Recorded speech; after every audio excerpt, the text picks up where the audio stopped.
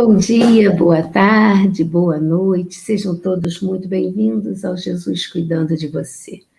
É uma maravilha estarmos juntos, é muito bom mesmo, porque nós criamos uma ambientação aqui, aonde você está, na casa de cada um, no local onde cada um está, para podermos fazer um programa que, como o nome diz, Jesus Cuidando de Você, é exatamente para que a gente possa deixar um tempo na nossa vida para que Jesus chegue bem perto.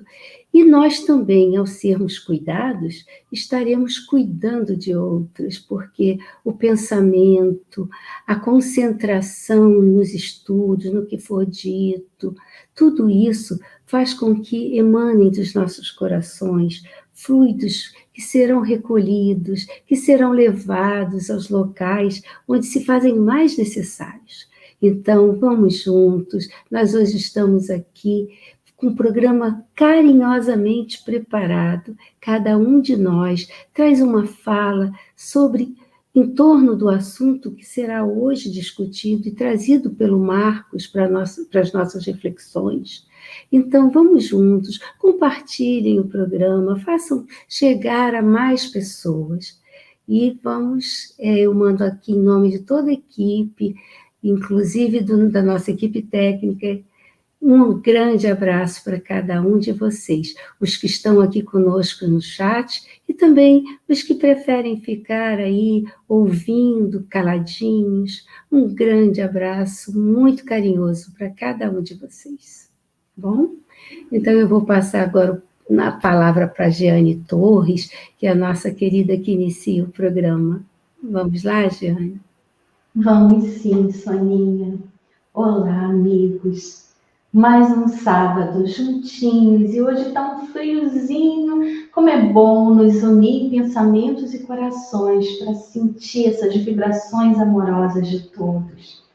A Soninha iniciou falando da importância de nós retirarmos um tempinho para sentir Jesus, para permitir que Jesus cuide de cada um de nós.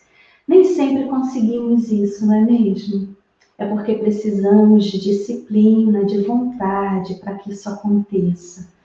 Então vamos retirar esse tempinho agora? Vamos juntos reservar esse tempinho de oração para que a gente possa se conectar ao nosso Mestre e permitir que Ele possa cuidar de cada um de nós. Ele sempre está ao nosso lado, mas nem sempre a gente percebe, porque a gente não se prepara para perceber e para receber todos os fluidos que esses amigos espirituais e o nosso Mestre nos oferece diariamente. Então vamos agora receber esses fluidos curativos, sentir a presença amorosa desse nosso amigo de todas as horas. Vamos parar um pouquinho o que nós estamos fazendo. Vamos fechar os nossos olhos. Vamos inspirar profundamente. E através dessa respiração profunda, nós vamos abrir as nossas almas para que possamos sentir todas as vibrações amorosas, curativas, pacificadoras que vêm do nosso Mestre Jesus. Amigo Jesus, já começamos a te sentir, já começamos a perceber as suas vibrações amorosas vindo ao nosso encontro. E isso se dá, Senhor, porque estamos aquietando os nossos pensamentos e os nossos corações. Porque estamos abrindo os portais de nossas almas para receber todo o benefício que está sendo disponibilizado para cada um de nós nesse nosso momento de oração.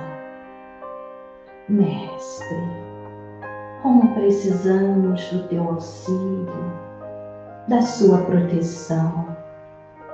Ajuda-nos, Senhor, para que possamos despertar para as maravilhas celestiais, que possamos compreender, Mestre, a importância do trabalho no bem, para que possamos compreender a importância da oração em nossas vidas, esse momento tão especial em que nos conectamos a Ti, ao nosso Pai maior, a esses amigos espirituais, a nossa Mãe Maria, a todos os benfeitores espirituais.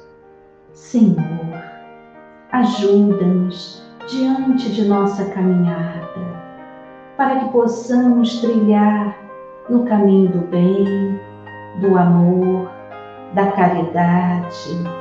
Dai-nos forças, Senhor, para que possamos a cada dia aumentar o nosso empenho para o nosso burilamento, para a nossa transformação moral. Mestre, ilumine as nossas mentes para que possamos compreender os vossos ensinamentos e colocá-los em nossa prática, em nossa vivência diária. Rogamos, Senhor, nesse momento de oração, por todos os nossos irmãos, em seus diversos reinos, que nesse instante, vibrações de paz, de amor, de cura, de equilíbrio, sejam espargidas por toda a nossa casa planetária, e que Tu possas, Senhor, continuar cuidando e protegendo cada um de nós. Que assim seja. Graças a Deus. Meus amigos, como é bom parar um pouquinho e nos conectar ao nosso Mestre Jesus. E agora nós vamos ouvir os ensinamentos, os conhecimentos trazidos nesse sábado, através do nosso querido Marcos. Vamos lá? Vamos sim. Bom dia, meus amigos. Muita alegria de estarmos aqui reunidos novamente. E hoje eu vou começar com uma pergunta. Para você, o que é mais importante? Trabalhar ou orar?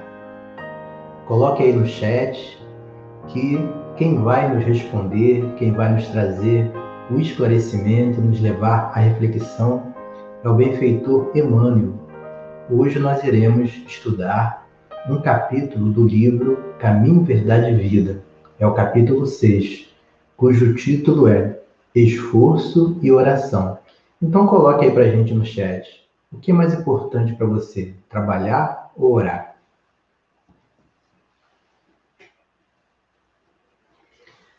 Bom, enquanto vocês vão colocando no chat, eu vou aqui lendo para que nós possamos refletir.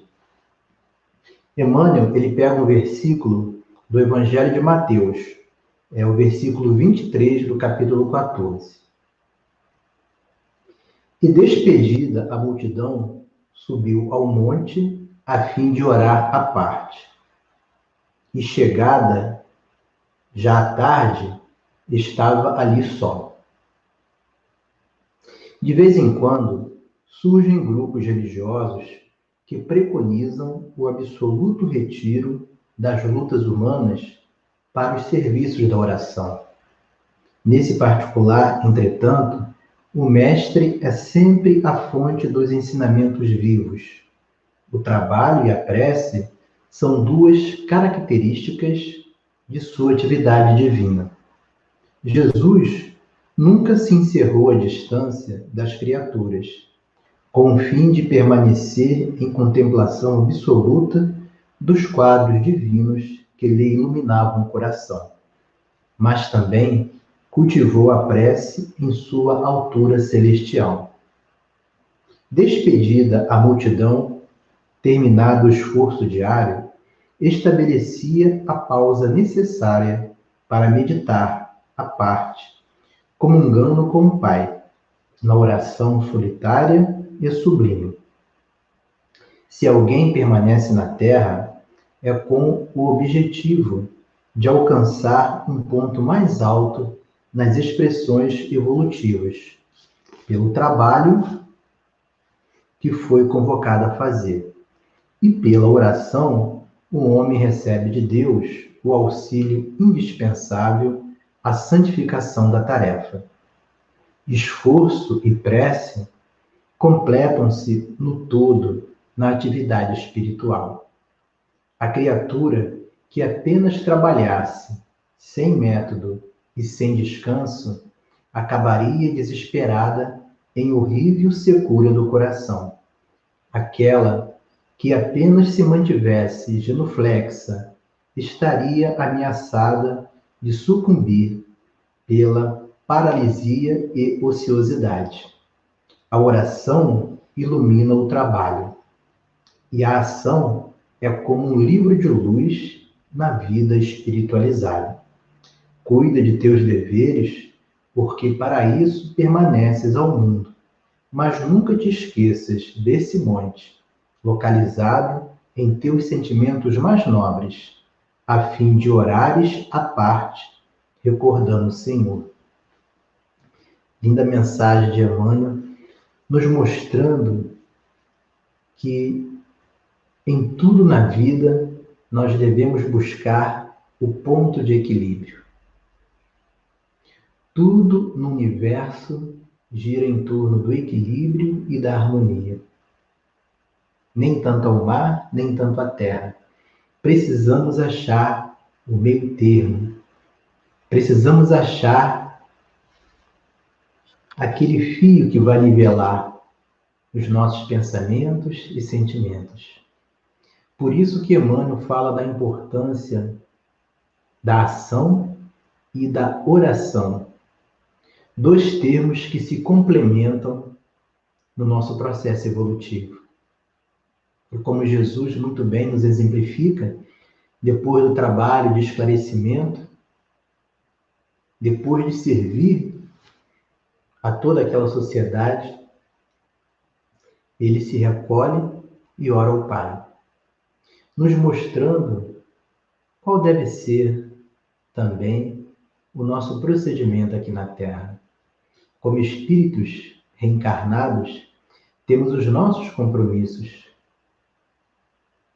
Precisamos trabalhar, não só profissionalmente, mas também aquele trabalho voluntário, o trabalho de esclarecimento. E junto a este trabalho, precisamos separar o momento do nosso dia a dia para orarmos, para meditarmos, nos conectarmos a Deus e à espiritualidade. Porque, como ele mesmo coloca, esse momento de oração, esse momento em que mergulhamos dentro de nós, é o momento que nos conectamos ao nosso Pai, que nos conectamos à espiritualidade. É aquele momento que conseguimos perceber os fluidos, as bênçãos que caem sobre nós, nos possibilitando o repouso espiritual e emocional, revigorando as nossas energias para que continuemos o nosso trabalho, para que continuemos com as tarefas que nos cabem aqui na Terra. Porque cada um de nós, antes de ingressarmos no plano físico, tivemos um planejamento reencarnatório com os nossos mentores, com os técnicos especialistas que promoveram todo um programa para que nós tivéssemos sucesso. No momento que aqui estamos encarnados, precisamos dar cumprimento a esse programa. Precisamos alcançar as metas que estabelecemos ainda no plano espiritual. E essas metas serão alcançadas através desse complemento do trabalho junto à oração. Porque quando estamos descansados, quando estamos com a nossa mente tranquila, o nosso coração em paz, a possibilidade de termos êxito em nossas tarefas é muito maior do que quando estamos cansados, nervosos e estressados. E a continuidade da nossa tarefa, do nosso trabalho, também nos trará aquela consciência tranquila para que possamos, no final de um dia, orarmos a Deus agradecendo as oportunidades recebidas para que possamos dar continuidade na nossa evolução. Então, esforço e oração são dois verbos, esforçar e orar, que se complementam nessa conjugação do verbo evoluir, para que assim possamos, com equilíbrio e harmonia, galgarmos essa escada evolutiva, sempre com serenidade, sempre com alegria, com amor, respeitando os nossos limites e entendendo que nem tudo que enxergamos na vida como bom para nós é o caminho que está programado para que melhor possamos servir na causa do Cristo. Então, meus amigos, reflitamos nessas palavras do querido mentor Emmanuel e procuremos ver se estamos em equilíbrio ou se estamos dando mais valor a uma coisa ou outra. E se assim estivermos fazendo, que procuremos ajustar para que esses dois verbos se complementem e aí nós teremos uma vida melhor pautada em tudo aquilo que Jesus nos ensinou como fonte de recurso divino para que possamos trilhar aqui na Terra com mais equilíbrio, com mais tranquilidade e vendo os resultados, ainda aqui encarnados, de tudo aquilo que nós fazemos. Que Jesus nos abençoe e possamos ter um excelente final de semana. Sônia, continua para a gente. Ô, Marcos, quando eu li esse texto, né, quando eu li, na verdade, o título desse texto, Esforço e Oração, e aí você agora explicou muito bem, mas eu quero retomar daí, porque o esforço como trabalho, né, e a oração. Então, o que despertou em mim, me fez pensar? O trabalho é uma coisa que a gente faz para fora, né, para o outro, né, através do outro, para o outro. Então, é um movimento de dentro para fora. E o resultado, ele aparece, né? Então, nós evoluímos pelo trabalho, como você falou. E a oração, quer dizer, então, vamos lá, o trabalho você faz para o outro, pelo mundo, pelas situações, enfim. É claro que nós recebemos de volta alguma coisa, mas é sempre um movimento daqui para fora. E a oração é um movimento nosso, interno, interior. É um pedido, um agradecimento que seja, mas no sentido de que a oração é para nos fortalecer, no sentido que veio nesse texto, né? Uma oração para nos fortalecer. Emmanuel traz o trabalho e a oração para nos integrarmos ao divino, a Deus, a receber ajuda, auxílio e trabalhar cada vez mais e assim evoluir. Emmanuel, no livro Rumo Certo, né? Ele traz lá um texto também muito bom que fala sobre ação e oração, né? E ele coloca a ação, ele coloca textualmente, ação é serviço, oração é força. Então, como você bem colocou, nós precisamos equilibrar essas duas vertentes, essas duas atitudes, para que possamos nos integrarmos, enfim, e evoluir. E aí, falando sobre tudo isso, eu me lembrei de algumas pessoas, né? Algumas pessoas que a gente não conhece, mas que aparecem de vez em quando. Algumas pessoas que eu já conversei muito, que eu percebo, que são pessoas que têm é um perfil que nós chamamos de perfil cuidador. É aquela pessoa que ela está sempre preocupada com o outro. Então, os colegas de trabalho que não fazem o serviço direito, e ela precisa fazer para que o serviço saia. É um familiar que ela precisa estar sempre preocupada, cuidando. Enfim, o bem-estar do outro é sempre responsabilidade dela. Eu não estou dizendo das pessoas que cuidam equilibradamente, porque nós precisamos cuidar dos filhos, dos pais, dos irmãos, dos amigos, né? Mas essas pessoas que têm esse perfil de cuidador, na verdade, elas precisam muito estar sempre cuidando do outro. É como se a vida delas se resumisse a satisfazer as necessidades do outro. Elas acreditam que a única missão de suas vidas é cuidar do outro,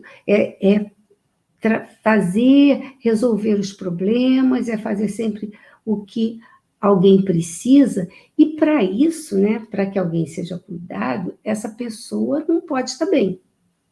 Então, olha a contradição, porque, na verdade, são pessoas que cuidam, né, nesse sentido de perfil, na verdade, eu estou falando aqui de pessoas que necessitam se cuidar para se sentir bem, para se sentir útil, né? Normalmente são pessoas que têm alguma dependência emocional.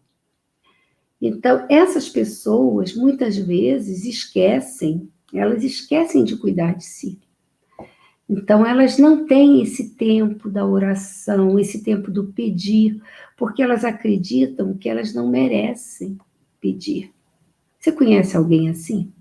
Conhece alguém que fica sempre preocupado em cuidar do outro e para elas nada tem? Mas quando você olha bem de perto, são pessoas ansiosas, são pessoas que têm medo, pessoas que estão doentes, pessoas que estão sempre tristes, que têm um vazio, mesmo que tentem esconder esse vazio, que quando chegam aos consultórios médicos, aos consultórios psicológicos, são pessoas que trazem esse vazio, são pessoas que precisam cuidar do outro para se sentir importantes, para se sentir amadas. Então, esse cuidado não é mais o cuidado do trabalho em si, é um cuidado para preencher o vazio. E aí eu fiquei pensando nisso porque é muita dor de quem tem esse perfil de dependência emocional do cuidador. Normalmente são pessoas que tiveram na infância uma responsabilidade exagerada. São pessoas que na infância precisaram cuidar do outro, entenderam que precisavam cuidar do outro. Eu acho interessante, eu vou trazer um exemplo de uma família com 3 filhos, né? Uma família com 3 filhos, o pai e a mãe tinham um casamento muito difícil, brigavam muito, então cada filho reagia de uma forma. E um desses filhos, um desses filhos assumiu o papel de cuidador desses pais. Então, a criança, isso e ainda em criança, né? São aquelas crianças que cuidam. Então, o pai chega, por exemplo, o pai está brigando com a mãe, é a criança que ela tenta separar, ela tenta cuidar, ela tenta, se mete na briga mesmo, sem perceber, e toma um partido, enfim. E são crianças que ainda não têm o discernimento para fazer isso, mas elas fazem por elas mesmas. Essas situações muito difíceis ficam marcadas, e aí é interessante porque isso não precisa ser pedido pelos pais. Tá? Essas três pessoas que eu estava lhe falando, cada uma delas seguiu a vida de uma forma diferente. E essa que cuidava, se torna, então, um cuidador, e normalmente essas pessoas escolhem profissões de cuidado, né? São médicos, psicólogos, são assistentes sociais, ou mesmo são aquelas pessoas que vão cuidar em outras profissões, mas que precisam cuidar, ou vão para a sua casa espírita e ficam lá a vida inteira, o tempo todo, e esquecem, inclusive, que tem a sua própria vida, né? E, às vezes, se você perceber, essas pessoas que têm esse perfil exagerado, elas, normalmente, as vidas delas têm algum problema. No fundo, elas têm um vazio, elas às vezes têm um problema no relacionamento, porque elas não se dedicam ao relacionamento e a gente precisa cuidar. É interessante porque o lema dessas pessoas normalmente é o quem ama, cuida, né? E é uma coisa verdadeira, quem ama, cuida. Só que precisa se amar, como Jesus disse, né? Amar ao próximo como a si mesmo. Então, se eu preciso amar ao próximo, eu cuido do próximo. E se eu preciso cuidar, amar a mim mesmo, eu cuido de mim. Então, mas elas só pegam o papel do quem ama, cuida. Porque, na verdade, o que elas precisam é quem cuida é amado. Então, essas pessoas das quais eu estou falando aqui, elas têm muito medo de não serem amadas.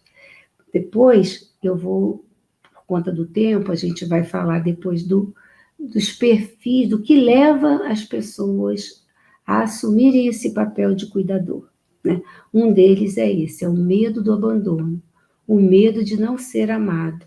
Então, eu preciso estar sempre satisfazendo a vontade do outro, as necessidades do outro, para que eu seja amado. Essas crianças, elas na infância acreditavam que só se fossem boazinhas, se fizessem tudo que papai e mamãe mandam, ou outro familiar qualquer, ou outro cuidador, enfim, que tinham algum papel significativo para ela, se elas fizessem isso, elas seriam amadas. Então, são crianças que muitas vezes não contam para os pais os abusos que sofrem, ou de bullying, enfim, qualquer abuso, elas não contam porque elas não podem levar sofrimento para os pais, né? Elas guardam, às vezes, segredo dos pais, né? Muitas vezes os pais, nas suas dificuldades, contam para as crianças, ainda em uma idade que não conseguem entender, segredos do outro, do parceiro, né? Ou fazem desabafos, e essas crianças assumem esse papel de cuidadores, né? Eu me lembro de um caso de uma menina de uma mulher já, mãe e tudo, e que ela conta que ela do vazio dela, do que ela sofre hoje, da ansiedade que ela tem, e ela autoconhecimento, enfim, um trabalho consigo mesma, ela percebe que esse vazio, essa ansiedade vem da necessidade que ela tem de cuidar e de ser a filha que os pais sempre passaram para ela. Uma filha boazinha, uma filha que não traz problema, uma filha que é a razão da vida deles. Então, você veja bem, nós precisamos cuidar. E quando nós já temos o discernimento para perceber que estamos exagerando no cuidado do outro, com o outro, e que esse cuidado não vem de uma forma espontânea, mas de uma necessidade, às vezes até inconsciente, que a gente precisa trabalhar para perceber, de satisfazer as necessidades do outro, nós precisamos recorrer à oração. Recorrer à oração para pedir força, para pedir discernimento, para pedir tranquilidade, aceitação de que cada um tem o seu papel, a sua função na própria vida. E que Deus é Deus, e que se Deus permite determinadas coisas, é porque o outro é capaz de resolver também. Então vamos ajudar, mas não vamos ser aquele cuidador que está o tempo todo lá e não faz nada por si. Porque como nesse texto, Jesus, depois de todo o seu trabalho, de todo o seu serviço, ele tirava o tempo para ele, para se refazer, para refazer suas energias através das orações. Então, pense nisso. Estamos começando a falar de dependência emocional, estamos começando a falar dos papéis que assumimos e que ao invés de nos ajudar na evolução, acabam travando essa evolução que tanto almejamos, né? E muito para isso nós podemos fazer quando nós começamos a tirar um tempo, como esse que tiramos durante esse programa, para prestar atenção em nós mesmos, para prestar atenção na nossa respiração, no nosso corpo. É algo que você pode fazer todo dia, até mesmo no banho. Eu gosto muito no banho, porque eu costumo dizer que o banho já é tão automático, né? A gente sabe como se limpar, como se lavar, como tomar banho. Então a gente não precisa ficar prestando muita atenção. Então vamos prestar atenção em nós mesmos, na nossa respiração, sentir a água cair, bater na pele, sentir o sabonete, a esponja que você estiver usando para se limpar, né? E se gostar mesmo disso, sentir o carinho, tomar banho sem se esfregar com tanta força, né? A não ser que esteja tão sujo, mas tomar banho se acariciando mesmo, agradecendo a Deus por estar aí, por ter um corpo. Então vamos lá, vamos aproveitar esses minutos seguintes para prestar atenção na respiração, para observar como é que está o seu corpo. Mexa os seus ombros. Normalmente são áreas do nosso corpo que trazem tanta tensão, né? Peso. É interessante, é como se levássemos mesmo um saco pesado nas costas, né? Pesado das preocupações, pesados das nossas culpas, dos nossos medos, dos sentimentos que nos colocam mesmo para baixo. Isso. Solte os ombros e solte todo esse peso. É a hora de encontrar Jesus e entregar para Ele aquilo que nós não conseguimos carregar mais. E é assim, com esse pensamento, que eu te convido a fechar os olhos, a inspirar, a sentir o oxigênio entrando pelas narinas. Isso, lembrando que o oxigênio te traz vida, que chega a todas as suas partes, a todas as suas células. E ao expirar, deixe sair o que se ficasse preso faria mal. E na medida em que você vai trocando, recebendo oxigênio, liberando toxina, você pode ir recebendo paz, tranquilidade, alegria, segurança, amor, e expirando as toxinas, os medos, as culpas, a necessidade de agradar, a necessidade de ser importante para o outro. Vá se liberando de tudo isso. E sinta que conforme você se libera dessas preocupações, desse peso, você tem um tempo na sua mente para encontrar o Mestre Divino e sentir Jesus cuidando de você. Jesus está aí ao seu lado, à sua frente, cuidando de tudo que é preciso cuidar. O Mestre sabe das suas necessidades, mas Ele sempre perguntou: o que queres que eu faça? E é por isso que é preciso que você saiba o que precisa. E para isso você precisa se observar, se cuidar. Na medida em que você vai sendo cuidado, comece uma oração interna, mentalmente. Isso. Você está fazendo o trabalho de se cuidar e orando. Você está unindo a ação com a força que vem de Deus.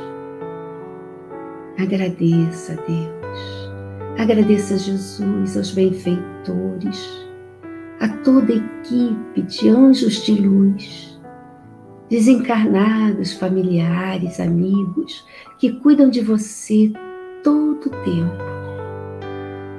E agradeça também aos amigos encarnados, aos pais, aos irmãos, aos familiares, aos vizinhos, professores, todos aqueles que foram importantes na sua vida, que ficaram para trás, e todos os que são importantes agora.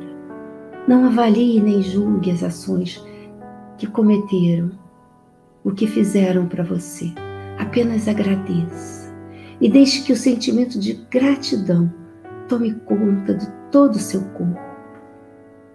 E perceba como isso te traz um bem-estar incrível. E é com esse bem-estar que eu te convido a abraçar Jesus, a sentir o abraço do Mestre aí contigo. Sinta. Isso. E vou te contar um segredo. Ao abraçar Jesus, ao sentir esse abraço amigo, você pode sentir como se estivesse abraçando o mundo inteiro, abraçando todos os irmãos, independente de onde estão, de quem são. Ah, Jesus tem esse significado. Ele é por todos nós.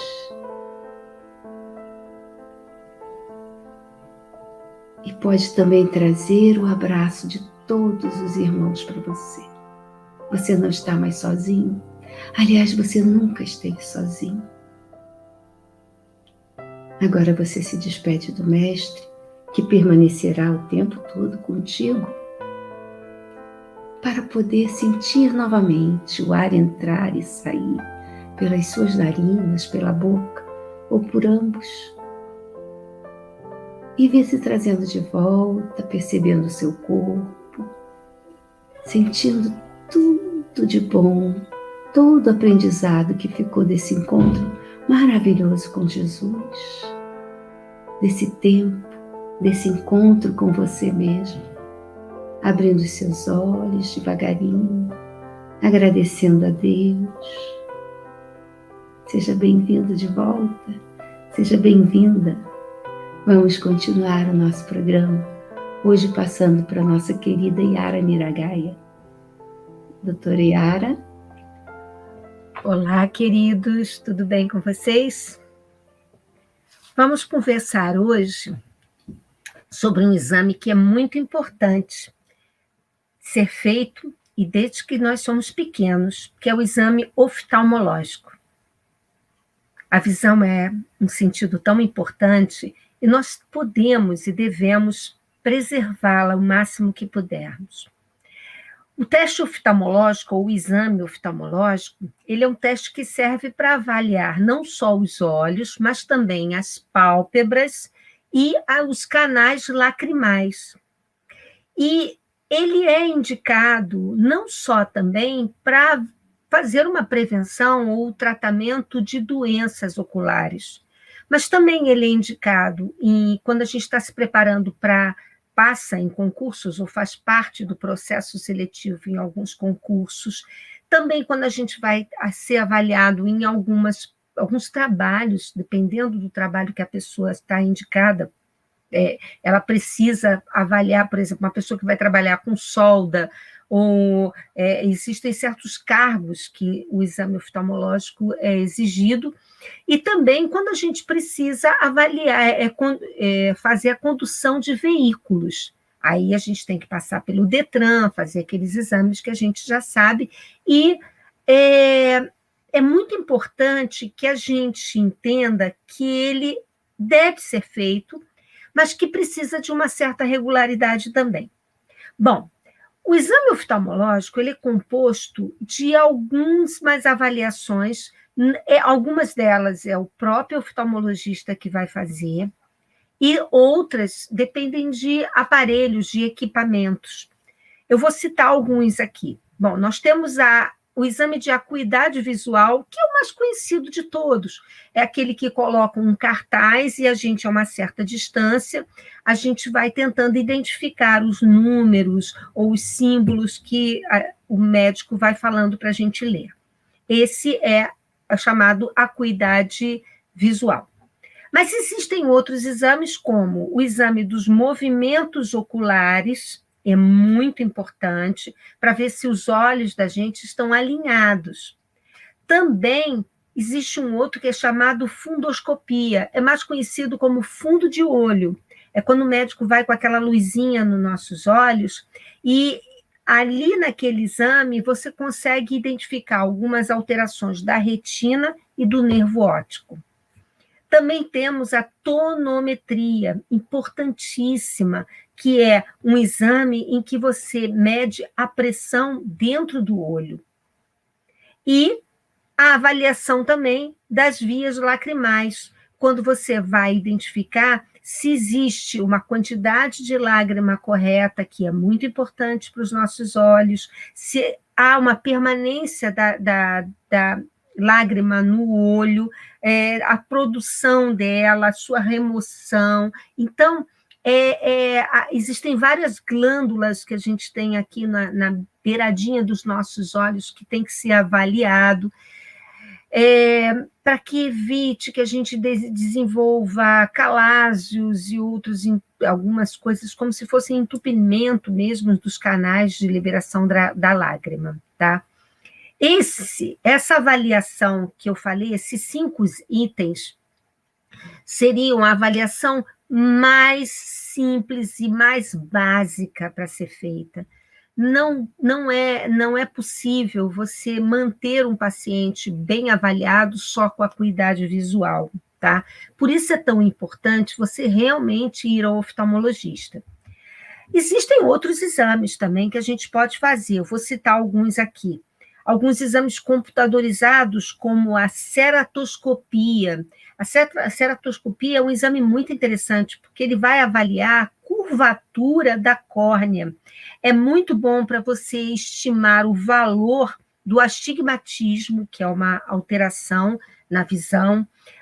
Ela é indicada em pré-operatório e pós-operatório de cirurgias de refração, também na adaptação das lentes de contato.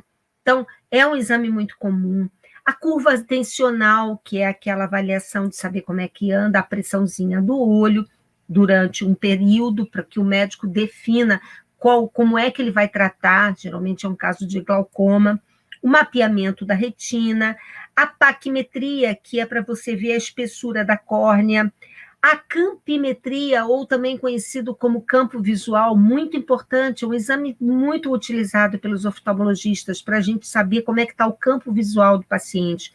Os pacientes que têm algumas doenças, como no caso do glaucoma, eles começam a perder a visão periférica e o campo visual ajuda muito na prevenção disso, tá? Bom, e quando é que a gente deve fazer os exames? Quando a gente nasce, quando um bebezinho nasce, ele já é avaliado, é chamado do teste do olhinho na maternidade. Aos 5 anos de idade, que é um pouco antes das crianças começar a entrar para a escola formal, é muito importante, é essencial que ele faça esse exame para diagnosticar alguns problemas, como, por exemplo, a miopia, que pode dificultar bastante o processo de aprendizado da criança.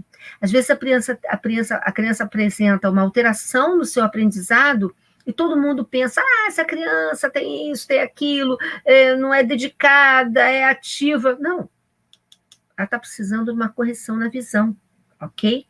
E esse exame que deve começar a ser feito a partir dos 5 anos, deve ser repetido anualmente, tá? É muito importante isso.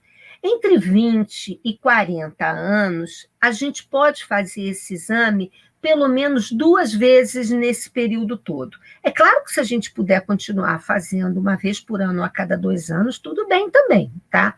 Mas a necessidade se alarga um pouco nesse período. Entre 40 e 65 anos, é indicado que realmente você faça a cada ano ou de 2 em 2 anos, tá? Porque a gente já começa a ter o cansaço da visão. E depois dos 65 anos, tem que avaliar todo ano, não tem jeito, porque os riscos da que a nossa visão corre são bem maiores.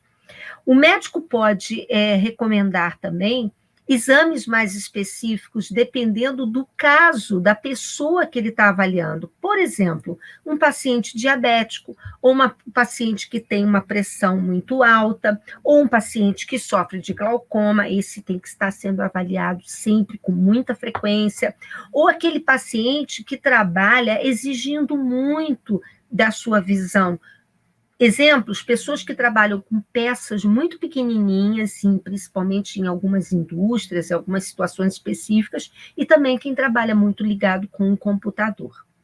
Portanto, não vamos pensar só, quando a gente fala assim, eu preciso no médico fazer uma avaliação, um check-up, não vamos pensar só no laboratório, no eletro, no ultrassom. A nossa visão é muito importante e a gente deve cuidar muito bem dela. Um beijo para vocês. Oh, maravilha! Fui ao oftalmologista esta semana, Yara. Meus parabéns. Esses exames. É importante, sim, muito importante. E aí, Romeu, como é que está a sua visão? Minha visão, graças a Deus, está bem, porque a minha oftalmo cuida bem de mim, né? E o detalhe que, quando eu estava fazendo os exames preliminares do transplante, do primeiro transplante, foi aí que eu descobri que eu tinha problema na visão, né?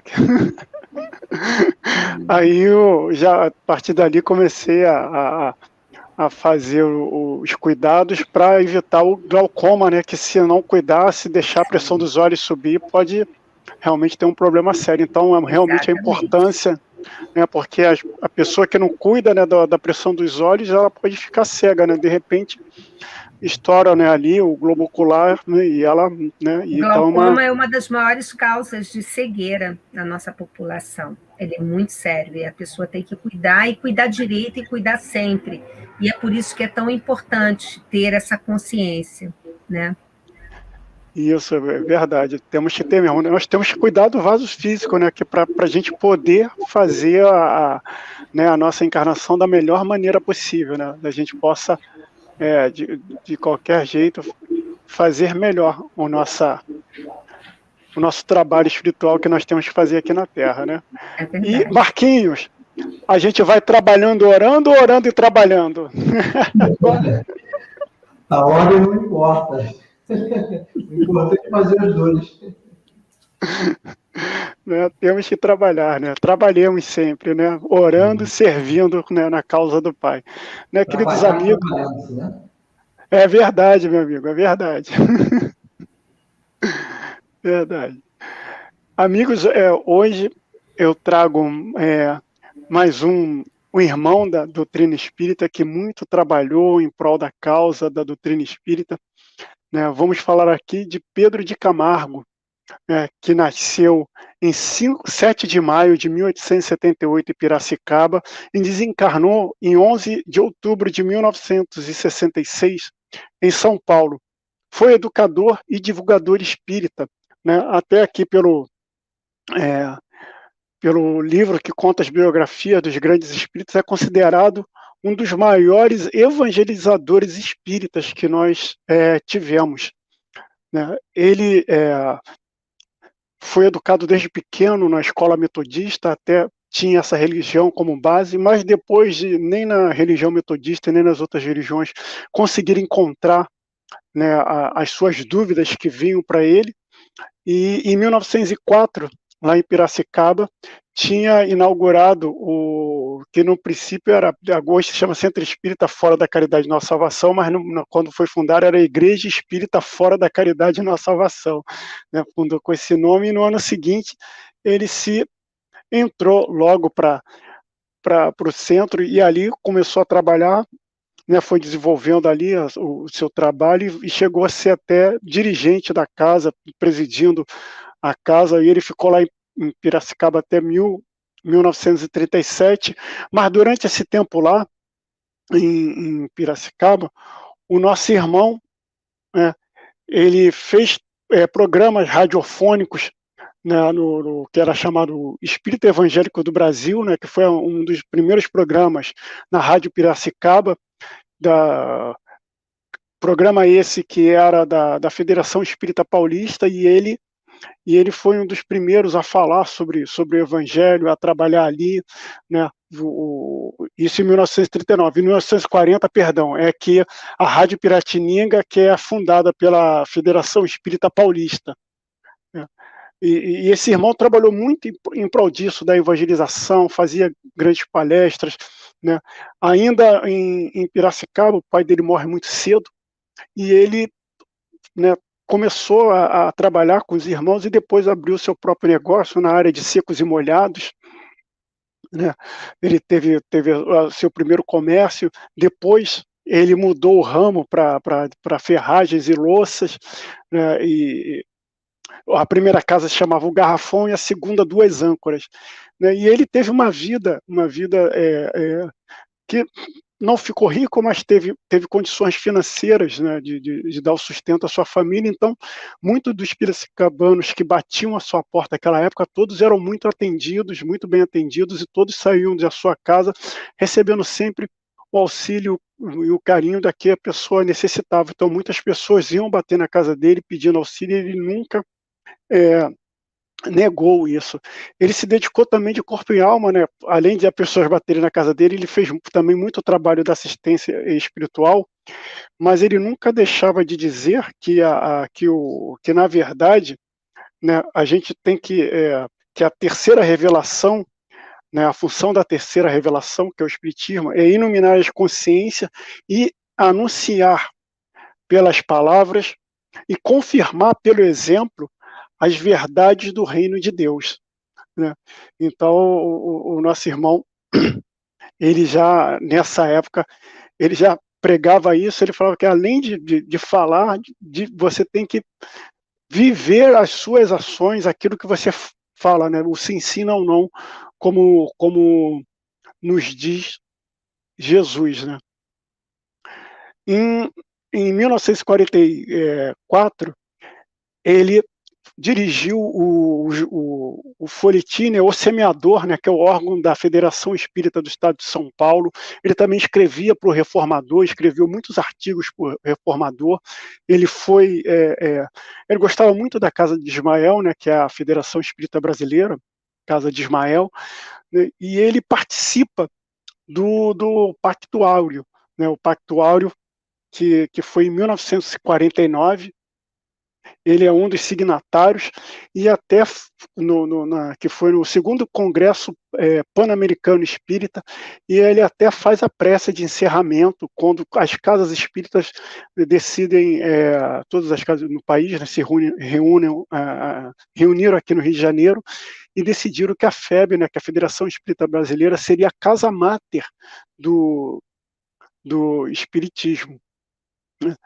E esse irmão, ele tinha também um grande sonho dele, era formar o Instituto de Educação, que ele conseguiu realizar, né, esse trabalho, e mais tarde também o Externato Hilário Ribeiro, também, que lá em São Paulo foi uma casa que pela educação, pelo acolhimento, também recebeu assim bastantes elogios pelos trabalhos empreendidos, pelos trabalhos feitos por esse irmão, né? Das suas participações dele, né? Na Federação Espírita também, aos domingos, ele fazia uma reunião, né, que era tertúlias evangélicas, e era bem concorrida, porque ele sabia falar muito bem sobre o Evangelho de Jesus, e é um tema, aliás, que ele gostava muito, porque todas as obras dele, que ele assim, a partir quando ele começou a se dedicar à doutrina espírita, ele adotou o pseudônimo de Vinícius. Então, tudo dele era assinado como Vinícius, e ele lançou algumas obras em torno do mestre, na seara do mestre, nas pegadas do mestre, Na Escola do Mestre, obras essa lançada pela Federação Espírita Brasileira, O Mestre na Educação e Em Busca do Mestre, que foram obras que o nosso irmão lançou, sempre falando sobre Jesus, o seu evangelho divino, o seu evangelho de amor, né? E quando vai chegando que depois em 38 ele vem ele vai para São Paulo, ele não vem, né? Ele vai para São Paulo, ele vai para São Paulo, né? E contribui bastante lá. E quando vai chegando já o ano de 65, já o irmão Jápio com problemas de visão, ele já não conseguia mais escrever, então seu filho escreve a última carta, né, para a FEB, para a Federação Espírita Brasileira, e essa carta diz assim: guardo com grande carinho a fotografia da reunião de 1949. Os resultados dessa reunião, se não foram completos, foram todavia testemunho do que já se conseguiu a respeito da unificação. As saudades não matam, mas maltratam. Outro dia encontrei uma velha fotografia do Manuel Quintão, que fora presidente da FEB, né? Que veio aumentar ainda, se possível, as recordações saudosas daquele dia. Lembro-me do Dr. Guilhão Ribeiro, do Leopoldo Cirne, de Frederico Figner e de outros companheiros. Ainda tenho a esperança de vê-los aqui em São Paulo na primeira oportunidade. A minha grande distração, que era ler e escrever um pouco, estou impedido de fazê-lo em virtude dessa dificuldade do sentido, particularmente do da vista. Então, às 8 horas do dia 11 de outubro de 1966, o nosso irmão retorna à pátria espiritual, né, que foi um grande divulgador, um grande evangelizador, retornando à pátria espiritual. E dias depois, ele vai em espírito na FEB e dá uma comunicação que deixam todos lá muito emocionados, daqueles irmãos que participaram com ele nessa jornada, né, que foram, né, os primeiros espíritas a trabalharem, né, a levar a bandeira do espiritismo e fazer com que ganhasse tanta pujança, né, no nosso país. Esses primeiros, a gente pode dizer assim, primeiros bandeirantes, né, que vieram fazendo seu trabalho de amor, seu trabalho de ajuda, seu trabalho de dedicação, principalmente a Jesus e a causa da divulgação do Evangelho, né? E a gente ter em mente, né, como nossos irmãos hoje falaram bastante, né, do trabalho e da oração, né? A gente não pode nunca esquecer que a gente tem que trabalhar, orar e depositar, como sempre, naquele serzinho que está vindo, que é a pequena plantinha que Deus nos dá, que a gente vai ter que ir moldando ele já com o Evangelho, para aqueles nossos novos seres que estão chegando agora à Terra, eles possam se moldar e possam ganhar, né, robustez, para que sejam árvores que possam conduzir a humanidade na sua transformação moral e espiritual, que tantos nós ansiamos e que tão é necessário para todos nós que estamos encarnados e para aqueles que virão, né, depois de nós. Não é verdade, queridos amigos? Soninha, Marcos e Arinha. Isso mesmo, né? Muito bom. Esse é nosso trabalho também, né? Cultivar essas sementes. Muito bem, maravilhoso. Adorei. Somos semeadores, né? Somos semeadores. Pois é. Adorei estar com vocês. Esse programa está terminando, mas nós vamos estar sempre juntos, né? Não, Marcos? Marcos hoje... Mesmo. Sempre trabalhando, orando e nunca parando no tempo. São as oportunidades que Cristo nos dá para que possamos sempre evoluir. Então, meus amigos, que tenhamos um final de semana excelente e que o amor nos una e a luz nos proteja. Beijo para todos. Curta e compartilhe. Tchau, amigos.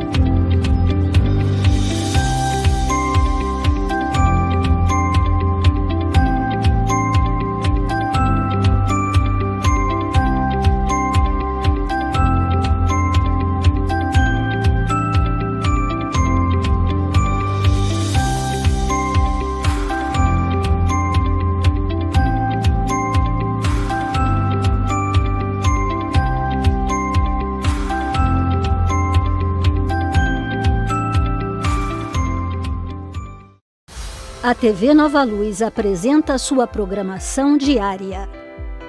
Reflexões às 9 horas. Encontro com Jesus às 12h23. Oração pelo planeta às 18h30. Acompanhe nossa programação. Inscreva-se em nossas redes sociais e participe da TV Nova Luz.